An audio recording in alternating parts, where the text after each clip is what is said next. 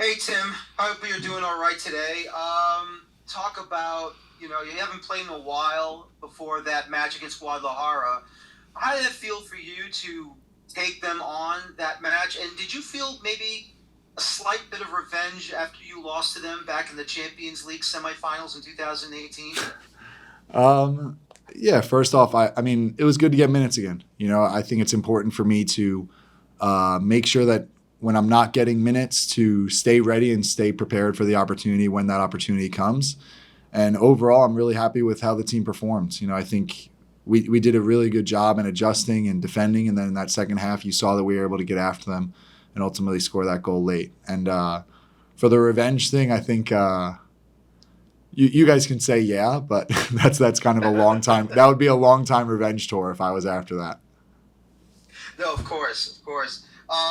What's it like to play with two brothers, fellow Long Islanders, on that back line, along with Raheem from Canada? But it was three quarters Long Island on that back line for you guys. Yeah, it was great. I think obviously I've played with Sean before in the past, and getting the opportunity to play with Dylan, I've played with him as well. So, but to be able to put together some strong Island guys, it was cool. And we're looking forward to hopefully some more of that throughout the year.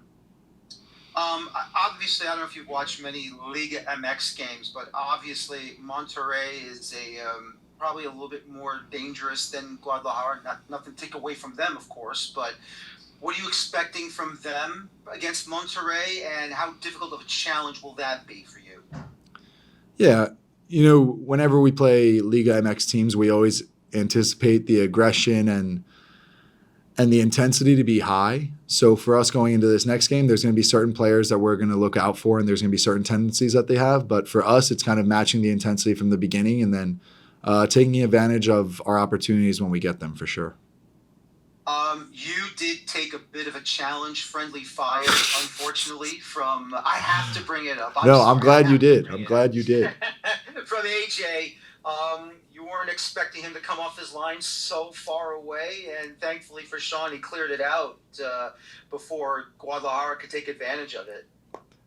Yeah, yeah. Don't worry, I've already given AJ grief for that.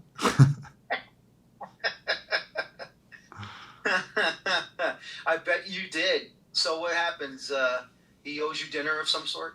Yeah, yeah. At some point, it'll turn around and he'll get me something at somewhere. But to win it like you did against Chivas with Emil with that big free kick winner, how did you feel seeing that shot going in from the bench after Noah subbed in for you? Yeah, I mean, ecstatic. I think whenever you're able to win a game late, it usually feels a little bit extra emotional just because you put in so much throughout the 90 minutes that when you win one late like that, there's a lot of emotion that goes into it. But for us, it's huge. I mean, obviously to win at home, but to give ourselves a good position going further into this competition. Absolutely. What's your feelings of the new way that this competition is being performed now? Goal aggregate, not goal aggregate, excuse me, goal differential is goals scored is very, very important now to advance into the quarterfinals. Does it change the mentality of the club, or do you feel, look, we just take the results as they come and try to improve on this so we can move on to the rest of the regular season?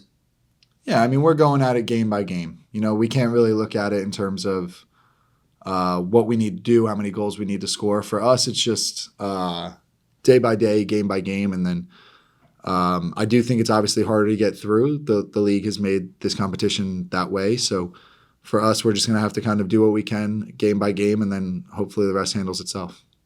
Everyone, we have time for two more questions with Tim. And just to talk about this one, who will be the danger players you have to watch out for on Monterrey? Obviously, they're all dangerous, but specifically one particular player, who do you have to look for to stop them from getting a sniff of the net against you guys? Yeah, I mean, they're going to be dangerous all across, but we haven't really ironed out one specific guy yet. I mean, Mm-hmm. I'm sure there's going to come more days for film and stuff in the next couple hours and whatnot. But we've had some stuff going on today that we've been able to look over.